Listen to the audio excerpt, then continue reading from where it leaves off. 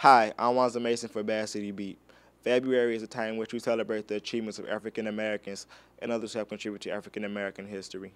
Although we celebrate Black History Month, very few of us know how it came to be. After doing a little research, I decided to create an expose to shed some light on the origin of Black History Month. The origin of Black History Month can be traced back to the Harvard-trained historian Dr. Carter G. Woodson. Woodson is considered to be a pioneer in the study of African American history and is given much credit for Black History Month. The story of Black History Month began in Chicago during the late summer of 1915. Woodson traveled from Washington, D.C.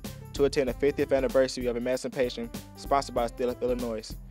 Thousands of African Americans traveled across the country to see exhibits that highlight the progress of the people since the ending of slavery. Inspired by the 3-week celebration, Woodson took on the challenge of writing African Americans into the nation's history.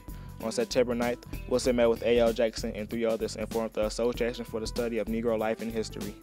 Carter G. Woodson believed that publishing scientific history would transform race relations by displaying the widespread falsehood about the achievements of Africans and peoples of African descent. In 1916, Woodson established the Journal of Negro History, and in 1914, he created Negro History and Literature Week, which was later renamed Negro Achievement Week. Their outreach was significant, but Woodson aimed for a far greater impact. In 1926, Woodson released a press statement announcing the Negro History Week in the month of February.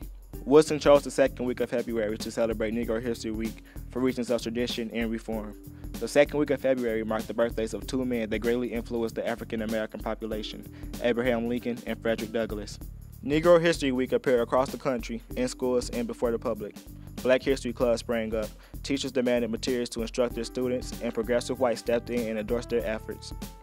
To meet the demand, Woodson and the association provided lessons for teachers, study materials, pictures, posters of important people and dates, and plays for historical performances.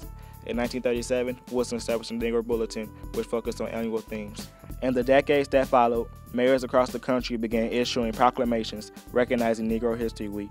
By the late 1960s, thanks to its part in the Civil Rights Movement and the growing awareness of Black identity, Negro History Week evolved into Black History Month on many college campuses.